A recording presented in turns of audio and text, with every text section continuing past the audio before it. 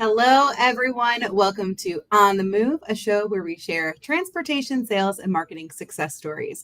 I'm Jennifer Carpus Romaine, the Executive Director at the Transportation Marketing and Sales Association, which is a trade nonprofit educating and connecting marketing and sales professionals in transportation and logistics. And today on the show, I'm very excited to have Kara Brown, who is CEO of LeadCoverage, and she wrote a book, and we're really excited to talk about it because I feel like we were just talking about before, like I feel like I've been on this journey hearing about the process and how long it's coming. So it's so exciting that it's finally here. Welcome to the show, Kara. Thank you so much for having me. It's a pleasure. Of course. And you have such a vast experience in the logistics industry. And you, of course, then became the founder and CEO of LeadCoverage for the past 8 years. But for people who don't know your journey, kind of what brought you to the industry and what keeps you here? Oh man, what brought me to the industry? Accidents? Maybe accidentally? No, I'm so happy to be here and I'm really glad. Supply chain has become such a central part of my life and I have found so much value in the community. I was actually at the Ernst & Young Strategic Growth Forum this last week and there were four whole transportation companies there. And so I was in a mix with other people and I was like, these are not my people. Right? Like I left early. I came home early because I was like, these are not my people. I need to get back to my transportation people. So I was very young when I got into this industry. I actually loaded trucks in college, which is hilarious and kind of random. I was on my way to Germany for a semester abroad, and I needed money, and it was the best paying job I could get. And then that parlayed me into my first real job at Echo Global Logistics. So I was number 12 on the floor of Echo. And 3 years later, Doug Wagner, still the CEO of Echo, came over and said, "Hey, we're going to go public. You want to write an S1?" And I said, "Yes. I will Google that and I will tell you how long it will take." And he was like, "Okay, well, we have bankers, but thank you for your enthusiasm and being willing to help." So after the Echo IPO, I got picked up by Seco, and then I was at OHL, which became Geodis. And then I decided to start my own shop when I learned that less than 2% of female founders will break $1 million in revenue. That's not a supply chain number. That's a US number. It's an American Express number. It's actually 1.7% of female founders. And I thought, I think I can do that. Hold my beer. So we did that. It was about 8 months. And the next statistic I learned was that the number of women who break 10 million in revenue is statistically irrelevant. It's so small. It's just a list of people, women specifically. And so, we're on the path to being on that list. And I'm super proud of the team we built. That is very exciting and also very sad. There's just like a list. Like, oh, here are just the names. You can just read them. Yeah, it's really small. The number of men that do that is big. So there's no list. It's like Right. it's a really long list. Check the Um, percentages for them. But yeah. So it's been really special to be a part of that community and to be in supply chain, which is obviously a really male dominated space, and have been able to create a business as successful as LeadCoverage is, right? We're super proud of what we've done. I haven't done it alone. I have a partner, Will Haraway, and we have an incredible team of humans that help us do this every day, all day. And we wouldn't be here without them. Mhm, mhm. And so obviously hitting some of those numbers is a pretty big milestone as a female founder, which is awesome. What do you consider some of the other big milestones of your career? Yeah, so I was really fortunate in my corporate career to have been in the room or in the room next to where big things were happening. So being in the room where it happens, if you will. So I got to do an IPO in my 20s with the Echo team. I was not in the room where it happened. I was next to the room where it happened, but really proud of being just even tangentially part of that experience. And then I worked for private equity. And then I also got to be a part of a team that did a $95 million capital raise, which was also, I was tangentially related. I wasn't in the room where it happened. And so I feel like as I became a CEO, I got to be in the room where it happened, which has been really fun. And I get to make my own deals now. But those are really kind of important moments in my career that have led me to being able to be a CEO and a successful one, right? I think we're almost at 10 years and most businesses don't make it this long. So I'm super proud of that too. And I think the other pieces of the entrepreneurial journey that are super important are probably my first $1 million customer. That was a really big deal. I think hitting the $1 million mark was a big deal. Like when you hit $1 million top line, that was a big moment for us. But then hitting our first $1 million customer was also a pretty cool moment. And we have clients that have been with us since the day we started. So just knowing that we've made it this long and we have staying power and we continue to learn and grow and add new things like the book, right? Mhm. I think obviously writing a book is a really big career move, a really big moment, and I'm super proud of it. And I'm really glad it's getting into everyone's hands. We're recording this on the 18th, so it'll be in everyone's hands tomorrow. Tomorrow's the day. Mhm.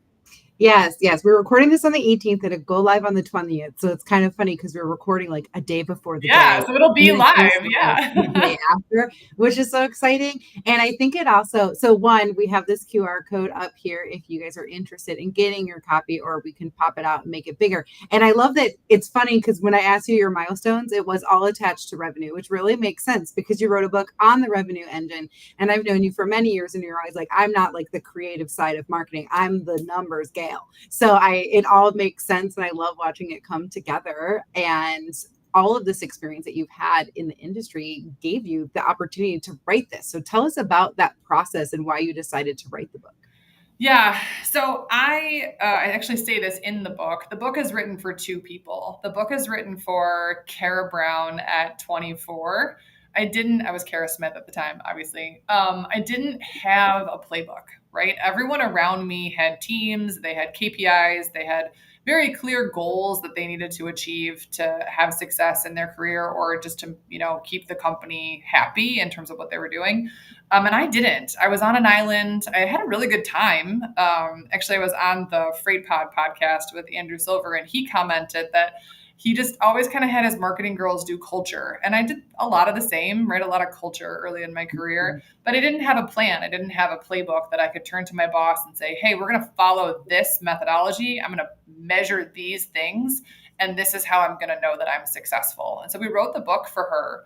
We also wrote the book for him, for her boss, right? For the Mhm. leader of the brokerage, the leader of the freight tech company who has a marketing girl or a marketing department and doesn't really know what they should be asking for. How do I measure this person? How do I know they're being successful? They usually have a really great attitude and they're doing a lot of cool things and the sell sheets look great and our website looks nice, but how am I proving that they're contributing to the bottom line? Where is the ROI coming from in my spend on marketing? And so the book goes through in detail how to measure your marketing department. There's actually a whole third on it, the measurement third, how we measure volume, velocity, and value inside of the marketing engine. And I think if anyone takes anything away from this book, I really do hope it's kind of the end of the book pulls everything together. It's a 9-step process. It pulls everything together and it shares what you should be measuring. And if you can measure like 25% of what we sort of say is the best practice at the back of this book, you'll be in really good shape. Like you'll be moving towards proving ROI and having your marketing team have a seat at the table. And that's really the goal. Really, the goal is to have marketers who, in my professional opinion, can be in charge of more than just sell sheets, right? But the actual market itself, and have them have a seat at the table. I love this whole concept because obviously I'm in charge of TMSA where we sit and talk to marketing salespeople all day. And it can be such an isolating experience as a marketing person. And I like that's what I did before this. And you don't have anyone to talk to. No one is speaking your language. No one in your company understands what you really do or the potential of what you can do. And so I love that the concept of this is breaking down those barriers so more people understand what you can do. And I feel like our software is kind of starting to do that because now things are more integrated so people can see, oh, look at all these emails that they're doing and like look at all these things, but like they still don't know the power of that or what it really means. So I love that you're kind of creating that playbook for both the leader and the marketing person to be able to speak a language together that they haven't been able to do. It's interesting you say that, a shared language. I like that a lot. We haven't talked about that as we've been promoting the book, but I like the idea of like creating a shared language. Mhm. it's on the Freight Pod podcast with Andrew Silver, we talked about, I think there is an inverse relationship, or I should say a direct correlation actually between the rise of the marketing department, or I like to call it go to market because I think it includes more than just the marketing team, but the rise of the go to market department and the democratization of tech tools. So with HubSpot, ActiveCampaign, Salesforce, all of the tools that we can use today, even the smallest companies, I mean, HubSpot is meant for small businesses. Even the smallest businesses can at least see who is entering their ecosystem and who is aware of them. And we couldn't do that when I was in my 20s. Like there was no chance, right? Like it wasn't even an option. And I've been talking a lot about intent tools as I've been on the road and talking about this book. Those are like 301 tools. Like intent is really intense. It takes a whole separate team to kind of run it. It takes a really sophisticated marketing team to make it work well. And we do that very, very well for our clients. But I think the book is really more a primer. It's the ability to have what I like to say, a shared language between marketing and sales and leadership to get everyone on the same page about what expectations are realistic and what expectations are unrealistic. And then how do you really measure what's been going on and what the team is executing inside of the marketing function? Absolutely, because there's so many things that we can see, but there's also things that we can't. Like I remember one of my members was like, my boss is asking me to give all of the details of like a competitor social media, like to be able to see their engagements. And she's like, I can't like go into their stuff and steal it. I mean, I can look to see, okay, yeah, they have this many likes and this many comments, but like I can't track them the same way we track ourselves. That's our analytics and what we get.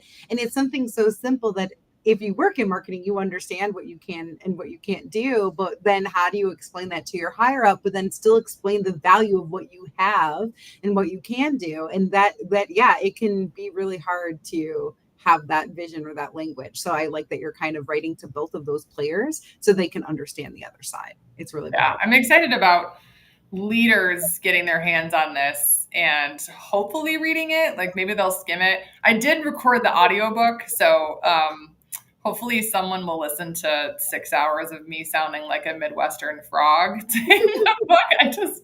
There's nothing worse than recording your own audiobook in case like you're interested one day. It's pretty terrible recording your own audiobook. But I hope that a leader takes something away from this. I think if anything, I'd like them to take away that there can be expectations set on your marketing team. They just need to be the right expectations. Mm-hmm. And there are pieces of the marketing funnel that truly are magic, and there are pieces of the marketing funnel that are just science. And as long as we're using the same math and we're speaking the same language, we can all get on the same page.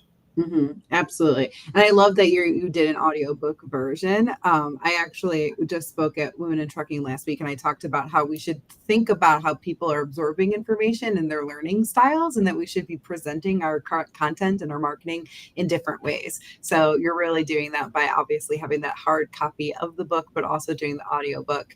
And I hate listening to like this podcast because I can't stand listening to my voice over again. So I can only imagine what it would be like to record an entire audiobook. Yeah, I think it's actually psychological that we don't like listening to ourselves. It drives me bananas. Yeah, recording an audiobook was pretty terrible. Like the experience was pretty bad. I'm really glad it's done, and I'm glad I did it myself. There are 3 really funny stories in the book. And it would be really sad if I didn't get to tell the funny stories myself. Although it is funny because when you're telling a story, it's different than when you're reading the book. And that was probably the biggest challenge for me, was like, this is the way I tell this funny joke. And the woman in my ear was like, you missed a the. And I'm like, what? Who Like, cares? but this is it. This is how I tell this. I've Funnier told if this I story don't say before. it. Yeah. So that was a challenge. But I've learned so much, I think, in writing the book. I've learned that we needed a framework. I mean, the business has always had a framework. Share good news, track interest, follow up has always been the basis of everything that LeadCoverage has done. And we use commercial PR as the tip of the spear for most of all of the work that we do. But it was such an interesting journey I went to Harvard for like a Harvard executive MBA thing. And everything I learned there was about frameworks, and that all of the best authors, all of the best thought leaders all have frameworks that they follow. And so we put together the framework for us. So it's share good news, track interest, follow up. We believe there are 3 funnels: the prospect funnel, the nurture funnel, and the customer funnel. And then everything needs to be measured in volume, velocity, and value. And so after we had the framework sort of laid out, and then Forbes said, hey, you need to have a chapter on AI. So there's a chapter on AI. Mhm. And after we put the framework together, it was pretty easy to fill it all in. The hardest part actually was getting folks to approve the many case studies that are in the book. So we have a bunch of Mm. clients that let us use their case studies in the book. Gartner approved our chapter on using Gartner from an analyst relations perspective. So that Oh, was wow. a long and arduous, but also really gratifying process that Gartner would let us use this in this book that's printed. Mhm. So getting an opportunity to work with clients and put our good work with them in writing in the book was also really, really special, and I'm really proud of that. Mhm. Awesome. And so with this, then you have your business and then you also are promoting this book. And so since a lot of people that listen to this podcast are going to be those marketing and sales people, how did you decide how to promote and like what breakdown of time did you have between then your business and then your book? Like how did you decide your PR marketing strategy for bringing this forward? If I'm super honest, the book was a Kara Brown labor of love. My partner, Will Haraway, wrote a chapter on AR and PR. Super grateful for him. My VP of marketing, Crawford McCarty, wrote a chapter on ABM. My head of paid media, Courtney Herda, wrote a chapter on paid. So we had a lot of folks help. Like I didn't do it 100% on my own. But it was every Tuesday morning from 5 a.m. to 8:30 a.m. I would get up every Tuesday and work on the book. So that was like the writing of the book piece. I spent last Christmas, an entire Christmas break making sure that it was correct, right? Like kind of every extra minute that I had, I was editing and reading. I think the other piece that people don't consider so much when you write a business book is the other business books you have to read. I Mm. mean, I must have read 25 books getting ready to write mine. Some of them were incredible, some of them were not. And then, taking that source material and finding places for it in the book was really important to me to know that this wasn't just like a Kara Brown idea thought bubble, but that it was really carefully researched. Um, Mhm. and then the promotion of it has really been, it's been combined with LeadCoverage, right? Like I kind of can't separate myself from the business at this point. And in full transparency, we are using this book to get business, right? This is Mhm. it's not a memoir. This is not my life story, right? Like, there are pieces of my life in it, but this is definitely a 250-page business card. And I hope that if people don't become a customer, that's totally fine. Like someone will be, and the book will pay for itself because of it. Mhm. More importantly, I would really, really love it if someone were to say to me, maybe at TMSA in Austin in June, like, hey, I read the book and I started doing what you said I should do, and I got a promotion. Mm. For me, being able to get more marketers a seat at the table, a material seat at the table within freight brokers, carriers, and freight tech companies would be the real win. Like that would really be the win. I would love it if someone were to say to me like, hey, we used what you said we should use and we saw a material difference. And now I really can prove my value to the leadership team or to the board. And I've been given a seat. And I think that would be the most impactful thing that this book could deliver to the marketplace. I love that so much because obviously, yes, I talk to a lot of marketing people, and really, that is such a plight for them to get that real seat and then to keep it once they have it and to keep. I have a quote, it sits on my desk and it says, like, what got you to where you are isn't going to keep you there. You have to continue to strive and to do better and to learn new things. And so I think that's really powerful of a goal. Like, I want to help people be able to get that seat and to continue to grow and to be able to lead. So, Yeah, fantastic. I also think it'd be great if, I don't know, a year or 2 years from now, someone came to me and said, hey, let's write it again and do it better, right? Or like Mhm. someone took my work and did a better job, like in 4 or 5 years when the tech all changes. I think that's the other piece about this. Like there's a piece of this book that will continue to live on, right? I think the framework is really solid. I think that we've done a really good job building this framework. I think the technology is going to change tomorrow, and my AI chapter will probably be out of date before the end of the year. But I think if we can change a couple of those pieces, the technology, maybe the AI piece, I think that having a point of view and delivering it to the leadership team in the language of leadership, which is the language of finance. And I think so many marketers miss the opportunity to have a seat at the table because they don't share their return on investment in the language that the leadership team needs them to share it in. And so if I can inspire someone to say, hey, I took your framework and I made it better, that would be like such a win, right? Because I took so many other people's frameworks, Sanger Vadre and Latny Conant. Like I took all of these people's, usually in the SaaS world, people that folks in supply chain don't know as well. And I built our framework based on what they had already done. And I think that would be really cool if someone said, hey, I used your book as source material and I did an even better job in 5 years. Yes. I mean, I think it's so hard. That was actually part of what I was going to ask you is like, was that surprising when you were writing the book that you were like, oh no, this is changing? Like, how did you be able to close it and feel good about those pieces that may then change so quickly? And then you've been writing this, you said last Christmas is when you really were, so this was over a year. So how did you keep up with those pieces and feel good about like, okay, this is where it is today and I'm closing the door on it so that we At can. some point, you just have to stop, right? Like at some point, you just have to stop writing. I think one of the coaches that I worked on with the book said to me, like, marketers are the worst book writers because they just want to keep changing everything. We have a saying at LeadCoverage, my company, that digital can be changed. So perfection is the enemy of progress. Just get it done, right? Finished is better than perfect. We're always changing things, websites and emails and landing pages. A written piece of content that's published is like really different.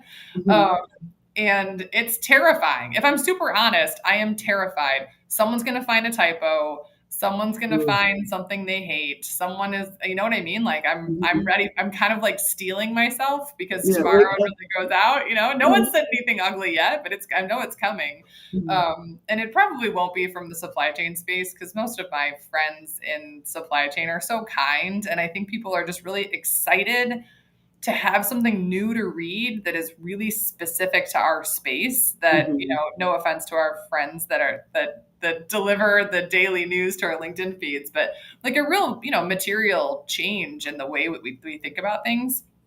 But my folks in SaaS, which is, I live in this very interesting world where I live both in the MarTech or SaaS, so FinTech, EdTech, MarTech space, which is where I get all of the best stuff. And then I bring it over to the supply chain world. And so I live kind of in between the two.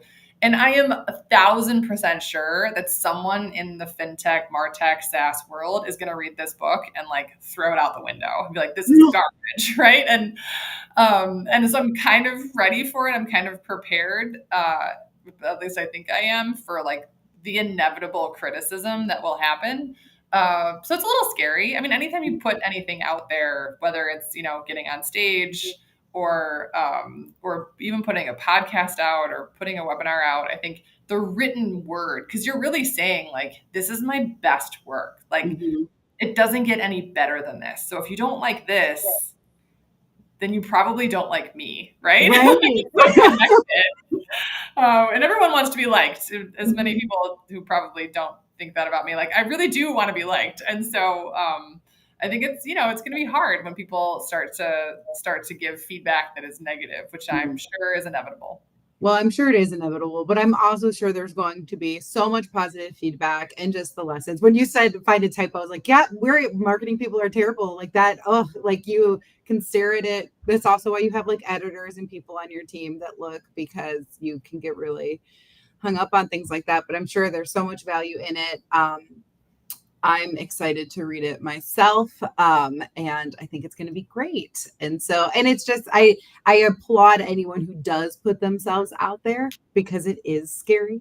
And especially as like a perfectionist and a marketing person and how fast things can change. But there's going to be value and so many people are going to, have great life lessons in it and be able to get their seat at their table. So congratulations on that and for being done. I mean, now like a different part of the work comes, but like done with that part of the process. It's been so long. So so excited that this week is finally here for you and be able to launch the book. Thank you. It's kind of a crazy week. We're super fortunate. FreightWaves is letting us launch it at FreightWaves, which is super exciting. So we'll have an actual book signing on the show floor at F3. Which, how fun! it's a little much. I'm not exactly sure how people are going to take it. It's either going to be a line for it or no one is going to care. So either way, I'm kind of going to be okay with it. And it's going to just be. I'm looking forward to sort of celebrating this week. I feel like so many times you accomplish a goal. I mean, I'm an Ironman. I've, accomplished a lot of things in my life, and you don't really take the time to take a break and appreciate it and say, okay, this is it. Like, this is the moment. Launching a book, like this is it. Like, this is the moment. There's a deadline, right? Like, it's tomorrow morning. And so, yeah, I'm going to try to enjoy it as much as I can. I appreciate that. Yes. Pour yourself some coffee, soak all the goodness in, enjoy your book signing. Like, that sounds so fun. And it is. I mean, it is a big accomplishment. And it's a like you said, this was like a labor of love for yourself. I mean, the concept of getting up at 5 a.m. any day and starting to write I don't have a brain.